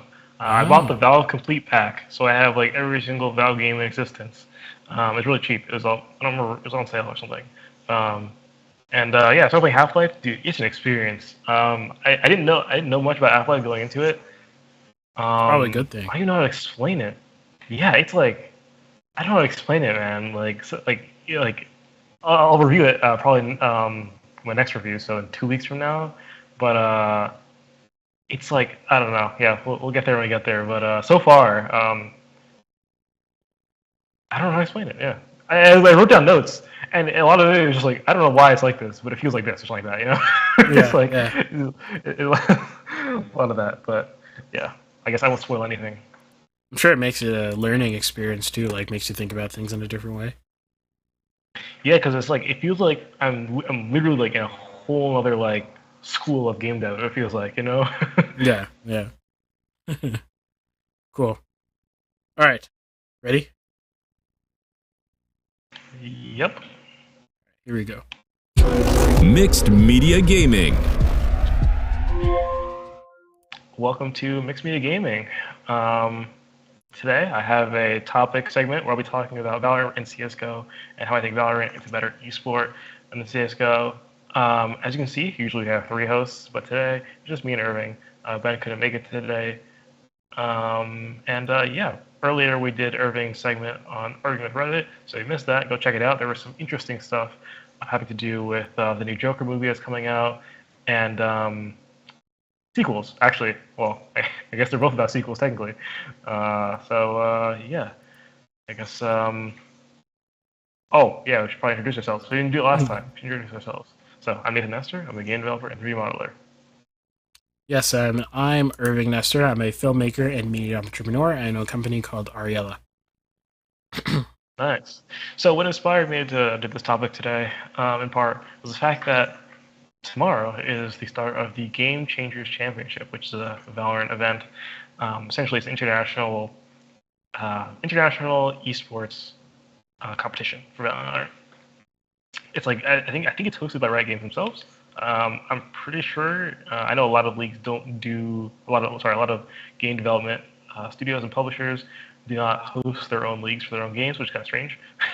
But I'm pretty sure in Valorant, Riot Games actually, yeah, I'm looking at the website, it has a Riot Games logo. So yeah, they do their own stuff. So hosted by Riot Games is like the official, big championship, the international one. And yeah, so that's starting tomorrow, which is very convenient for this topic. So what I won't be talking about are the sort of specific broadcasts. So like things I'm not gonna talk about commentators or they're a lot better at picking camera angles in Valorant versus CS:GO. I'm not talking about like the broadcast specifically. I'm not even talking about the league specifically. I'm talking about just the games. How I think Valorant lends itself better as an esport. So I guess I'm coming at this mostly from a player's perspective, so the person playing the game, and that Valorant might be a more valuable game for being an esport for them, and also even from a viewer's perspective in a way, and that I think Valorant is probably more interesting to watch in general. Okay, so I'm going to talk a lot about like the difference between the amount of information that's known in both games. I'm talking about strategies, and I'm talking about a little bit of balance. And yeah, I think those are the kind of the big things that differ for me. So about like information. So a really big concept in game design and game theory is information, right? Usually in a game, there's two parts of the game. There's information and there's execution. So imagine a game like chess. All the information, well, yeah, man, I'm forgetting my game theory terminology. I feel like it's called a complete game, or is that something else? I can't remember. But a game where all the information is known. That's what chess is, in a way. The fact that you see every chess piece, there's no hidden chess pieces, right? You know exactly what all the chess pieces can do. The difference is your execution, right? What you choose to do. Well, not quite. So it depends what definition of execution you go by. By my definition, though I'm going to stick to this one, I'm probably not going to consider that execution. I'll probably say execution is something like in chess, the execution is moving a piece from one square to another, which takes no skill, right? You just pick it up and put it somewhere else. There's no execution involved. The challenge comes from the fact that even though you know the complete information on the board, you don't know what the other person is thinking, and you don't know the cascading effects of your moves. You can't think like 3,000 moves ahead, right? You just don't have that kind of mental capacity. And I think that's what separates like me from like the good chess players is how far they can think ahead. That's kind of a big part of it. So execution is very simple in chess. The knowledge is like the knowledge of what goes on the board is completely known, but the only barrier is like what the other people know or what the other people are thinking they're going to do. So knowing what's in their head, essentially. Contrast this with games like CS:GO and Valorant, which are very similar games. Information, a lot less of it. You don't know what your opponent's doing, and you don't know where they are. You don't know what weapons they bought. You don't know what items they have, like grenades and whatnot, armor. You don't know that kind of stuff. And execution also matters. Execution is not like as simple as moving a chess piece. So you can have a plan, like, okay, you can have a very solid plan, right? Especially if you're like on CT side or defense side, right? Like, okay, we're gonna lock down these sites, we're gonna watch these entrances, make sure they don't walk in. Okay, now this is a whole different ball game when a flash gets thrown through, right? It's like now your execution has been hampered by quite a bit because you literally cannot see. Your aim matters, your reaction time matters, all of that matters. Now, here's a big difference between CS:GO and Valorant. Is Valorant, you have more information available to you at any given time. Now, in terms of things like player positions, right, your opponent's player positions, you still have no idea where they are. Well, you should have an idea, right? But you don't have an exact pinpoint location of where they are. That sort of information is the same. But actually, information on how well you're executing is a difference. So, for example, the ability to see when you throw, like, say, there are no smoke grenades per se in Valorant, but there are smoke-like grenade-like things. Some call them smokes, anyways. So the ability to see where your smoke grenade is going is something you can do in Valorant. So when you throw smoke, even if it goes behind a wall, you can see essentially a little GUI element that shows you where it's landed. Essentially, you don't get that in CS:GO. You gotta hope that probably in the right spot. Same with flashes, same with regular frag grenades. Look, that's gonna kind of assume, yeah, it's probably got in the right spot, right? In Valorant, pretty much all the abilities you use, you know exactly how it's gone, pretty much. So it's like, okay, right here, I know exactly where it's landed. I know exactly where it's detonated, or whatever. Now, it's worth noting that the higher level you get, the lower likelihood of execution actually failing happens. So things like throwing smoke is like, once you get to a certain level and you perfected the throw throwing, right, you probably have certain lineups and stuff like that, certain very commonly smoked areas. You're going to do it probably perfectly every single time. The thing about Valorant, which I say, it's more of an unpredictable game than CS:GO, and it leads you to do a lot more unpredictable actions a lot of times. A lot of times you have to sort of, I'll get to this later, but a lot more variety in what can happen, and so you can't plan for literally everything, right? And so sometimes you have to sort of think on your toes and do something that you might not normally do. So it's kind of good to have that sort of it's not good necessarily. It is different having that knowledge of whether your utility was used well or not, or if it's gone where you think it's gone. Aside from on a similar note, with things like smokes, in CS:GO, smokes look like how you kind of expect them to look like. A little cloud of smoke, and it kind of shimmers a little. It kind of like fades in and out in certain places and whatnot. This is makes a lot of sense, but in hindsight, once Valorant came out, I was like, wait a minute. Yes, it makes sense, but from an esports perspective, it does not make sense. The weird sort of fading in and out can lead to weird gray areas where like you can't see somebody one moment, and the smoke kind of fades out on the edge a little bit, and you can start to see somebody. This is not necessarily an intended part of the smoke that was thrown, right? It's just kind of a unintended side effect of the fact that that's how smoke grenades behave, presumably in real life. I guess I don't know. I haven't seen one, but I assume that's just how it is, right? In Valorant, smokes look. At first, I was like, this looks kind of comically stupid.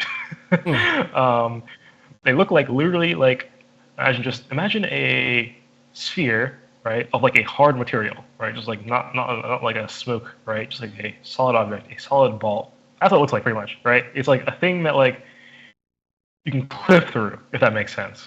Yeah, it's just like a wall basically, but it's just visual. Right. It's just visual. You can go through it. This leads to literally, very concrete, like, this is the outer bounds of the smoke. You know exactly where it is. You know exactly if you're ever going to be able to see someone through that region of your screen or not. We don't get that weird sort of like, okay, I can kind of see his foot because the smoke on the bottom has kind of decreased a little bit. There's no way the guy has noticed this, right? And he's not going to have time to react to it. He's going to jump, like, like at the exact moment. He's not watching like that. Things like that can happen. It's kind of dumb. Or like when the smoke starts to fade away in CS:GO, that's, I think, is a lot less egregious thing and could actually be used as a to advantage. But the thing is, the smoke will fade away in differing amounts in different places too. So it's kind of random, like where you see first. You're looking at the smoke and it starts to fade away. It's like you could get unlucky, and the place where you're looking, where the enemy is, just kind of faded away a lot less fast than maybe a more important place or something like that. That could be critical. These things don't change the way matches go very often, but it does happen, right? And when it does happen, I would say, I think a lot of people don't think of it. They think of it as like, oh, that's a cool moment. For me, it kind of feels very unsatisfying because I know none of that was like intentional. It just kind of happened. I kind of feel bad for whoever got like destroyed by it. So yeah, in terms of smokes and in general ability visualization, that's something that Valorant has. It's very good, even though it kind of looks stupid at first. But I think it kind of grew on me. It kind of blends with the whole style of the game in general. Now, on the topic of execution, I think Valorant is a lot less reliant on execution. I'll explain why I think this is a good thing for esports in a second. But I think a lot more of it is dependent on information, so gathering information and formulating a plan based on that information. So in CS:GO, the execution can be fairly boring.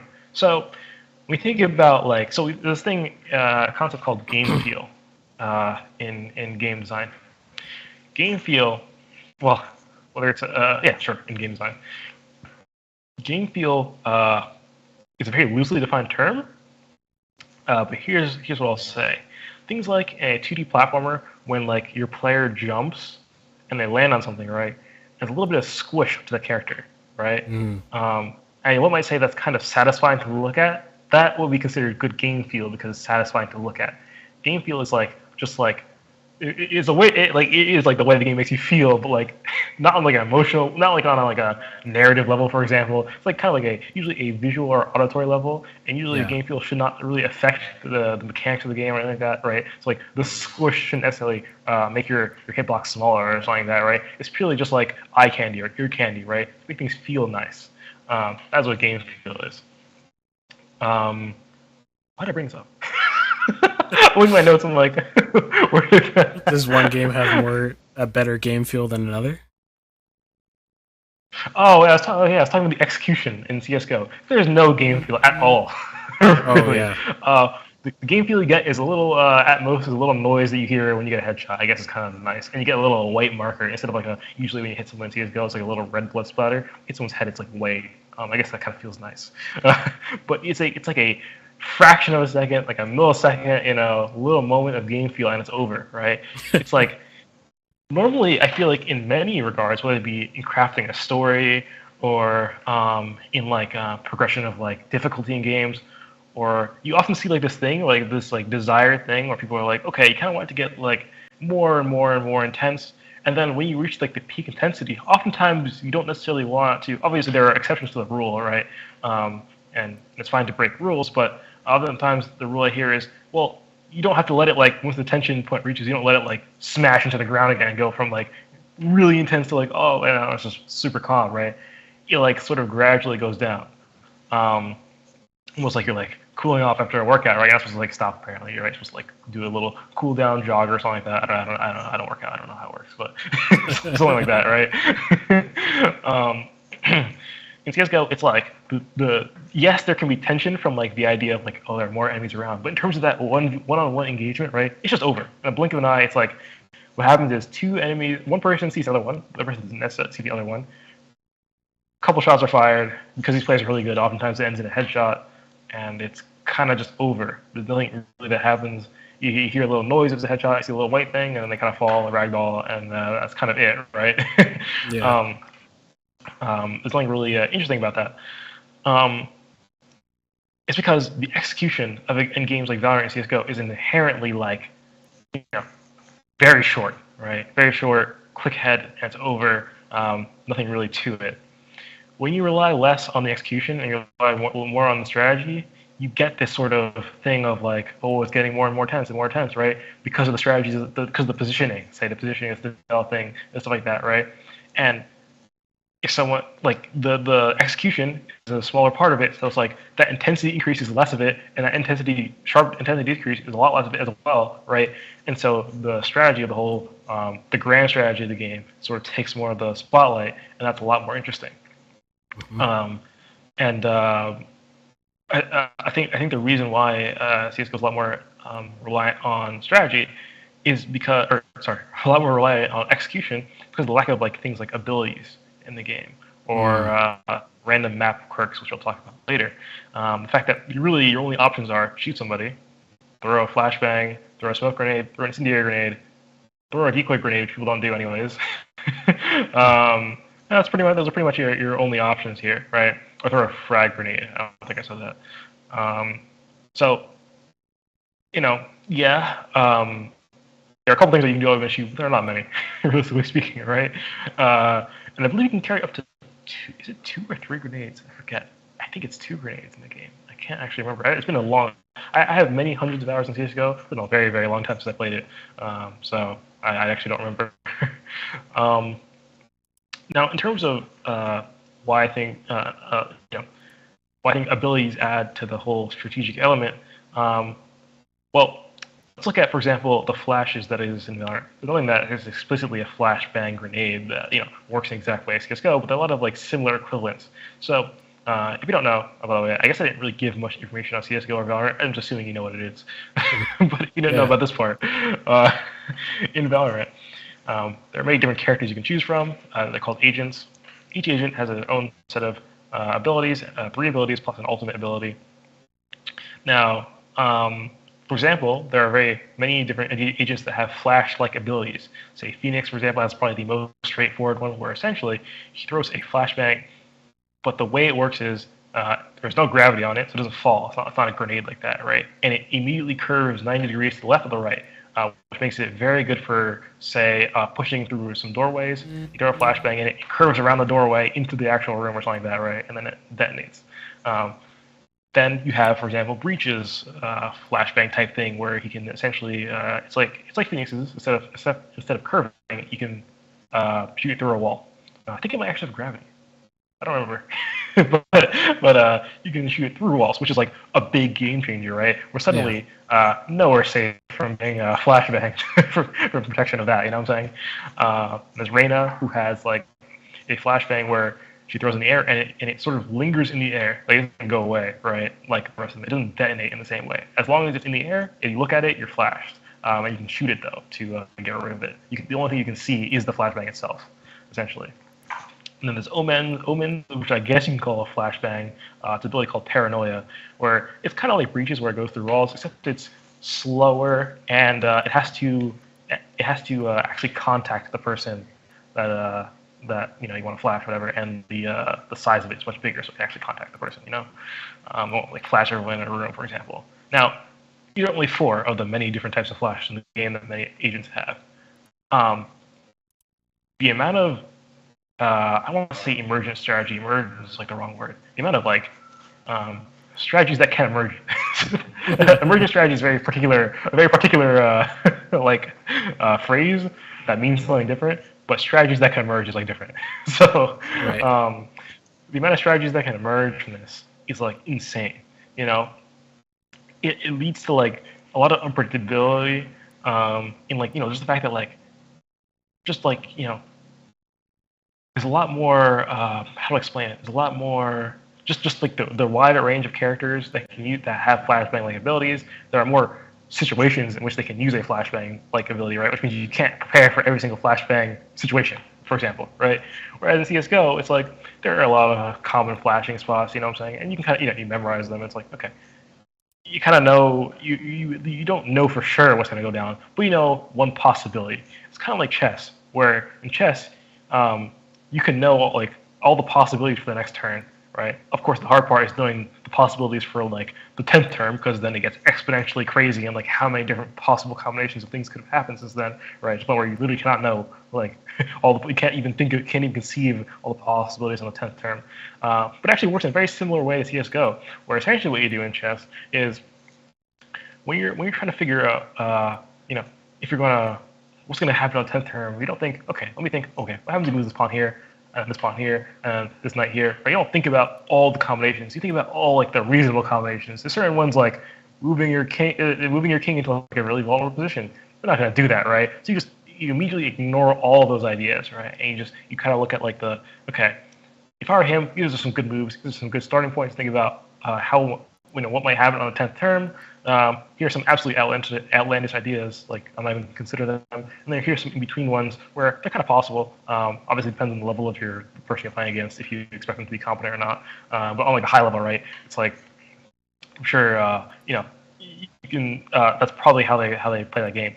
I think it works probably similar for CS:GO. It's like I know like the really good flash plays, for example, right? I know in certain situations like this is where it's likely to be flashed and stuff like that. In certain situations, there's like no chance of being flashed, and so it works like that, where it's like kind of like a chess game in which you're kind of trying to think like 10 moves ahead of the opposition, because you have like a reasonable idea of like the total set of things that can happen. Even though once again like chess, it's a lot of things that can happen, so it's literally impossible to know them all. But you can take an educated guess at the set of like all reasonably likely things to happen. In Valorant, it's very different because these different flashes act like I've only mentioned 4 of them. And you can imagine all 4 of these lend themselves to different situations, and so the amount of possibilities is like exponentially increased by a crazy amount to the point where like yes, there are still like obviously if you have a doorway, the chance that a breach is going to flash through the door is like not negligible, But outside of those kinds of situations, there are like infinite amount of walls that can flash through, right? There are infinite amount of corners that can be flashed around by Phoenix's curved flash. Reyna can put Reyna's flash, putting it in the air. It's pretty much useful in any sort of combat situation, And Omen's paranoia is much similar as breaches thing through walls and stuff like that. You've got someone in the chat. I don't know if this is someone we already know under a different name, but Trench Boy says, "What up, gang?" So, what up, Trench Boy? I don't know. I don't know what that is, but yeah, what's up? So, yeah. And you see a similar thing with, like, for example, like the smoke equivalents of Valorant, right? Once again, there are no actual smokes, but, like, the things you call smokes anyways, like, Jet has a smoke, which is probably the most simple one, right? Where it's like, you throw a smoke and you can kind of guide it to its destination, This Omen smoke, which goes through walls. There's Phoenix's, not quite a smoke, but it does a similar thing where it blocks vision. Essentially, a giant wall he can put up. And Sage's has one too. And then there's Viper's Poison Cloud, which is like a smoke that does damage if you go inside of it. Or I think it applies Decay, which uses your health temporarily until you step out of it. I think it applies Decay. All these, like, it's just like a whole now I think even in the smoke game, it's like, okay, now you have smokes that can do damage. It's like, okay, this is a whole new set of possible things that can happen. And so you sort of stray away from like the like the mental chess type gameplay, where I would argue that the set of reasonable things that can happen in chess is probably more than the set of reasonable things that can happen in CS:GO.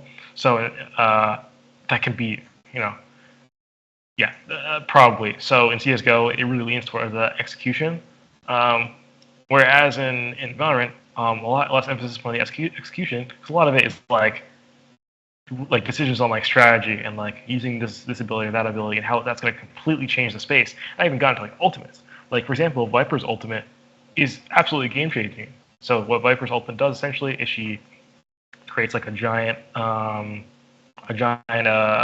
poison cloud. Like it's pretty massive, and anyone who goes in it gets the decay effect, which reduces your health consistently until you get to 1 HP. In which case it won't take effect anymore until you leave the Viper. Until you leave the Viper cloud. In which case the decay goes away and you actually regen your health to whatever it was before you entered the cloud. Now, if you put like I think it's called Viper's Pit is the ultimate name. If you put Viper's Pit on like a point, right, or the bomb has been planted, for example, you put it on the point, suddenly it is way more dangerous to go and try to defuse it. The whole game has changed, and you have to think about it in a different way. You know that if you stay in there too long, you're essentially one shot away from death. And Viper's probably in the cloud because I believe if Viper's in the cloud never despawns. But when she leaves, it despawns for like 15 seconds or something like that. Or like Omen's ult. Omen's ult literally allows him to teleport anywhere on the map. That is a big game changer. That's the kind of thing that's really exciting to see in a match. It's like I think the cool part about the ultimates is like it's kind of a rare thing. When it happens, because I feel like they happen all the time. They happen every round. Well, obviously that'd be kind of like strange, and the fact that clearly ultimates are not meant to be used, in aggregate like that, where like everyone's using all their ultimates all the time.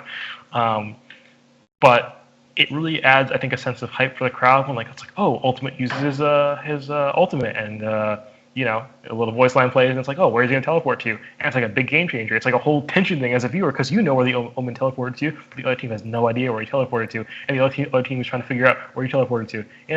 I think that like things like that add like a whole another level to the game. And aside from that, the characters, there are like smaller things like the different map quirks. Like for example, Haven has like doors that you can open and close. Bind has these teleporters you can go through that teleport you across the map, and Icebox has these ropes that you can climb up and down and stuff like that. I think despite this, the one thing that Valorant gets really well, which is kind of surprising, is that everything feels sort of balanced. It's kind of hard for me to tell because there are just there's a lot of things. So I feel like it's a lot easier to tell if things balanced in like a 1v1 situation, say in like a game like Smash, for example, where like you can have players phase on one on one, and you can probably tell like, okay, certain characters seem to counter all of the characters really well. But in a 5v5 situation, it's kind of hard to tell like is this character overpowered because the player matters a lot less to the match, and you can't really test it in a 1v1 situation and be like, oh well, at 1v1 he's a lot better because the game's a team game. So like for example, someone like Breach is definitely going to suffer in a 1v1 because like he's a very like sort of support like character where all his abilities lend himself to supporting other characters, and like entering hard to crack locations and stuff like that, right? Or Brimstone, actually, I think that's what I was thinking of. But I guess both of them actually. So stuff like that is kind of hard to tell, but I would say that at least it feels balanced. It doesn't feel like any character is absolutely crazy, massively overpowered, and it's kind of surprising given the fact that there are all these abilities and ultimates and stuff like that in a competitive type game. So do you think? In summary, real quick question: do you think that a part of going along the lines of what you were just saying? Do you think that has to do with the way that variation, like there's so much variation that the thoughts of the players start to matter more than the balance of the abilities, if you get what I'm saying. So like the amount of freedom you have with the combinations of characters makes it so that it's more limited by both your imagination and your ability to execute that imagination than it is, the specific character abilities, if that makes sense, in terms of balance. Um, that's a good question. Um, I feel like my guess would be that once you get to like the higher levels, the players probably start to maybe sort of get closer to those bounds, right? Of like, or like, yeah, like they're still restricted by the bounds of their imagination, but their imagination has gotten pretty good, and Yeah. so they can start. There might come a point where like there is literally a character who like is just worse because at some point, no amount of imagination is going to get you past the situation, with this character or something like that. Yeah. I mean, I guess it can be argued that at least Riot Games has seen that there are there are imbalances because they have created for example they've nerfed Jet. I think she used to have 3 smokes, now she has 2, and as well her has like a dashing ability and it works differently now. You can't use it quite as fast, and that used to be a really powerful ability. So actually, yeah, in that case, for example, that's a good example. So Jet's dash. I'll tell you a common scenario of how it works. So you just press E or something like that. I don't remember what the button is, and essentially you just dash in whatever direction you're going in. Right. This can be useful for getting out of a situation, a tough spot. It's a one-time use dash, so use it once and you can't use it again. What is like a common thing to do, for example, is let's say you're sitting with with an op, which is a sniper rifle, and you're watching some area. Let's say you take a shot and you miss your shot. Well, your op is a bolt action rifle, right? So it's going to take a while to shoot again. In which case, you're playing against reasonably good players. They can probably just kill you in that time, right? So a common thing to do with Jet is to take a shot, you miss, you dash away immediately, right? And that way you just avoid. You essentially get a free shot. You get one shot free. Essentially, is how that works, right? That doesn't require. That's kind of like one of the abilities where it's kind of brainless. You know what I'm saying? That strategy is pretty brainless. It's not and it's good too. It's not like you don't really think about it much. It's just something you do. It's guaranteed to be like a net gain, pretty much, right?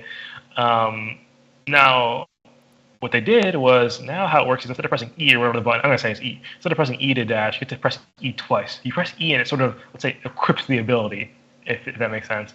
Then you have a certain amount of time from then to press E again and then dash. This means that you can't just immediately dash away. You have to equip it first and then press E again to dash away. There are many abilities like this in Valorant. It depends on the ability. Some of them you equip first and then you use them. Some of them you just press the button and it just activates it. It used to be that you just press the button, you dash away, but nowadays it's not like that anymore. So that's like a pretty big nerf to that strategy. Maybe it's because they didn't like the idea of like a one-dimensional strategy where it's like it's just the thing you do and it works really well.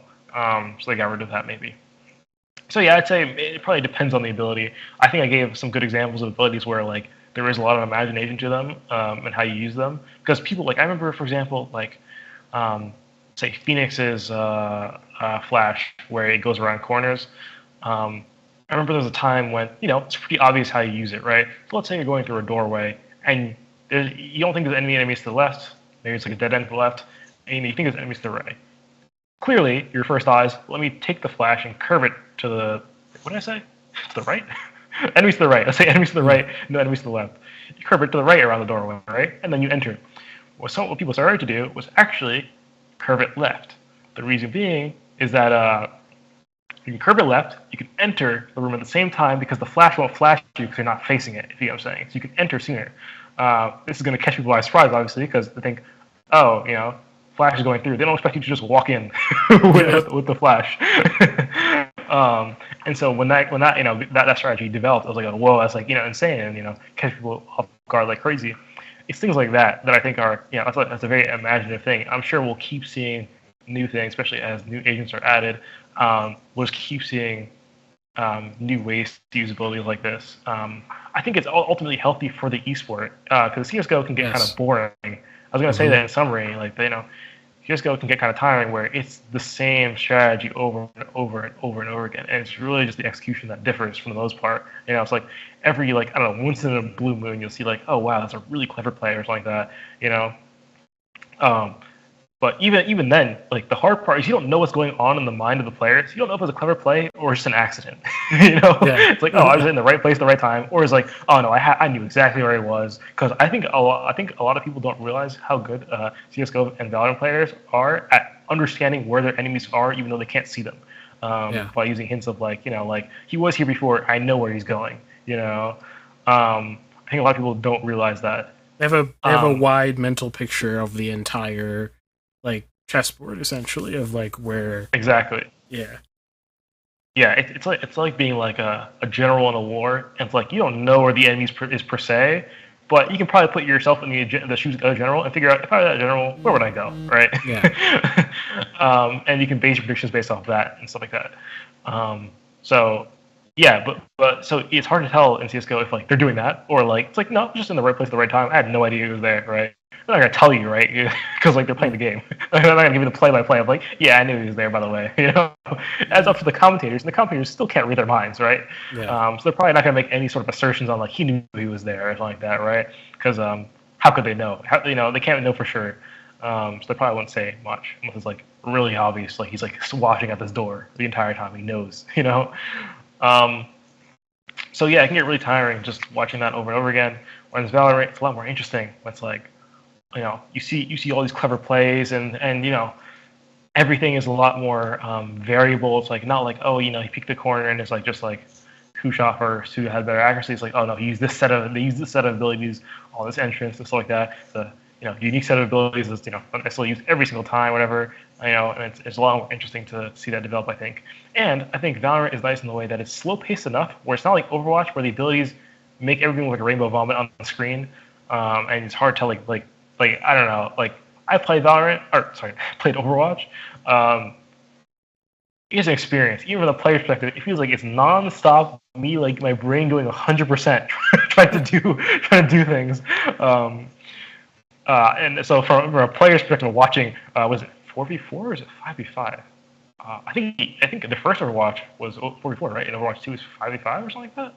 I don't remember, but whatever it is, like 5v5. It's like 10 players using their going 100% at all times using their abilities. It's like you cannot keep track of of the entire thing. Where I feel like in Valorant, it's a lot easier to keep track of like a storyline going on one side or another. So yeah, in summary, I think CS:GO is kind of tiring. Same positioning strategies are being used, since the dawn of time, since the game got figured out. Essentially, the shooting is all the same. Now it's a lot more exciting. For the three reasons I mentioned before: the maps, the abilities, and yeah, that's pretty much all I have to say.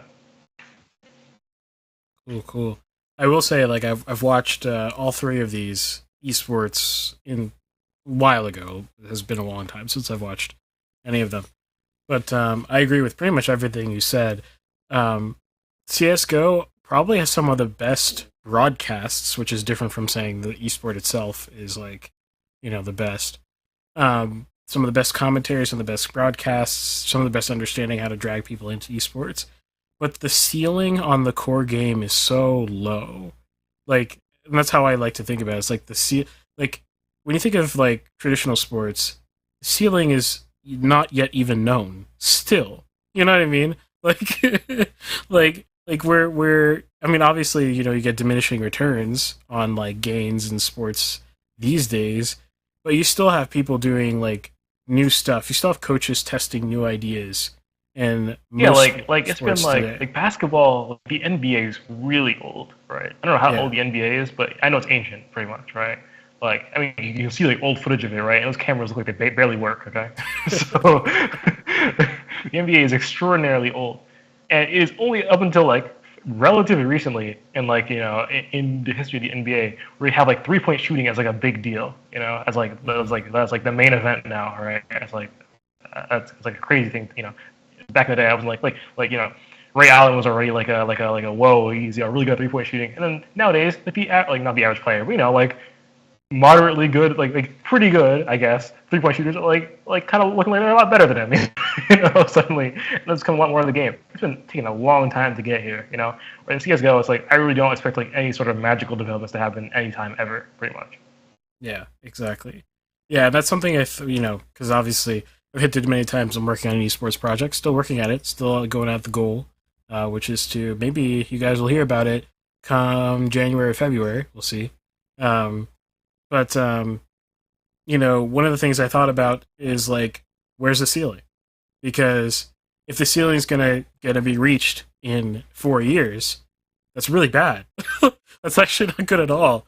If you saturate the field and the only thing that makes player A cooler than player B is that they have just that like a millisecond reaction time difference, that's not no longer cool. It's much cooler when you have inventive differences where it's like, for example, take like coaching strategies in like basketball. You have teams starting at you have teams that philosophically, they approach the game as as how do I stretch out the defense, which is going to naturally favor 3-point shooting, right? So I want to thin out, the defense, and how do I craft a team around that with a limited amount of money?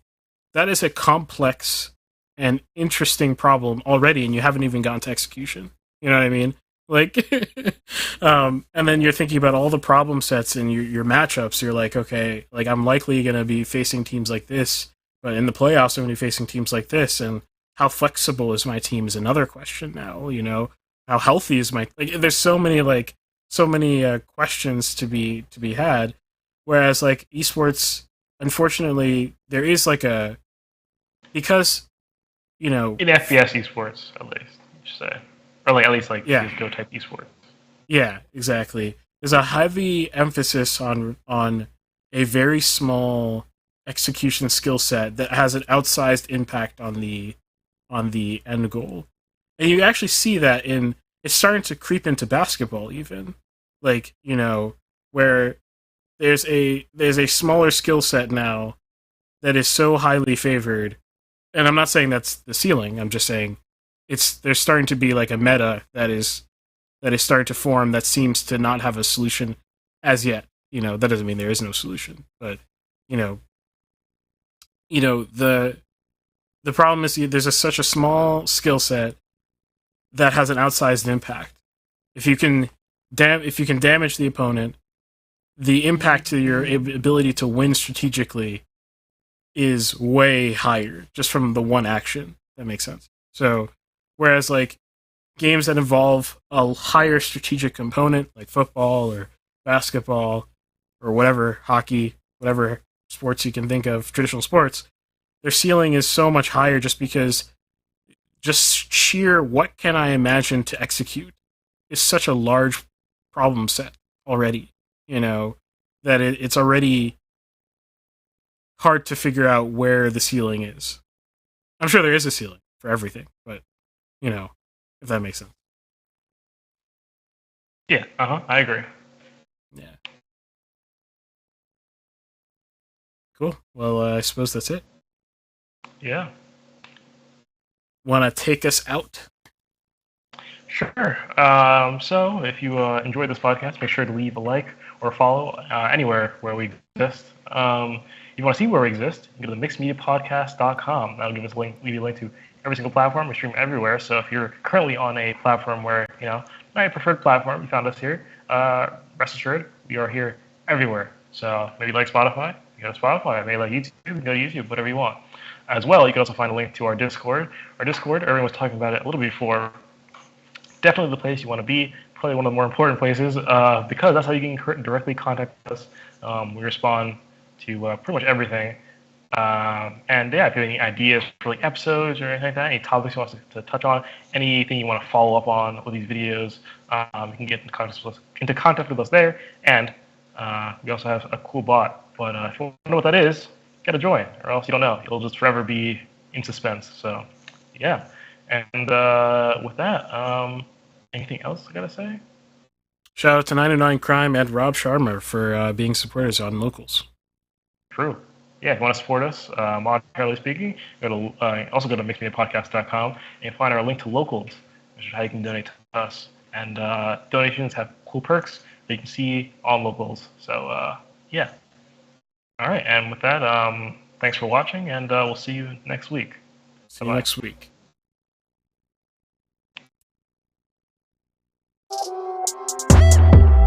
Look, tell a man no trouble, I don't want beef, man, I just want vibes. Big man like me, no need for the telephone hype. I got too much getting online. One rule, then dead I'm on site. Wrong move, I bet they gon' ride. No need for the telephone hype, nah. No need for the snoozing. Big whip outside, I'm cruising. Big stick inside, no losing. Better watch out for the snake and Judas is. Don't ask them who this is. I bet they know what I'm moving in. I bet I show it into a dim. How you hate and then lose again? How you hating my vibes? Why you wasting my time? Getting hype on my line. Tell a man I don't want feedback, I just want relax. Brand new whip, two-tone, I need that brand new hit. You know, like lean back, brand new bits I live in. We pack, man, you never gon' like us. Get them on sight now, let them on light. That way they know I'm more righteous. Look at my life, I'm living alright. I'm nice, you know I'm alright. Cause looking like Christ, no need for the hype or fight or telephone vipers. No need for the